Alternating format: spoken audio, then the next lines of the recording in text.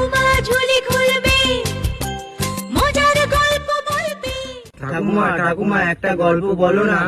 আচ্ছা নাতি, বলছে চোদাইপুর গ্রামে খাঁচা নামের একটি ব্যক্তি বাস করত। খুবই দারিদ্র ছিল, গাড়ি বিক্রি করে সংসার চালাতো। হঠাৎ একদিন গাড়ি হিটস হয়ে যায়। তারপর মা, আমার বন্ধু এসেছে, আজকে আমাদের বাড়িতে খাবে।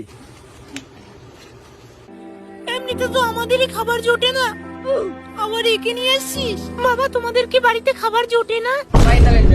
আরে দাঁড়া, মা ওরকম বলে, মায়ের কথায় কিছু মনে করবি না। আগে তোর বাবা গাড়ি বিক্রি করে সংসার চালাতো, এখন তোর বাবা অসুস্থ। তোর বাবার ওষুধের খরচা, সংসারের খরচা আমি কিভাবে চালাই সেটা তুই একবারও জিজ্ঞেস করেছিস আমাকে? তুইও তো যেতে পারিস তোর বাবার মতো গাড়ি বিক্রি করা কাজে, তাতে অন্তত সংসারটা তো চলবে। আমি বাবার মতো হতে চাই না। ওইদিকে তোর বোনটারও যৌবন চলে এসছে। ভাই তোর বোন চোখ মারছে। বিয়ে দিতে হবে, সেটা কি একবারও ভেবেছিস? সারাদিন নিকম্মার মতো পড়ে থাকলে হবে? তুমি চুপ করবে? একবার খাবোই না আমি। আবার দেখো খাবার ছেড়ে উঠে গেল। আবার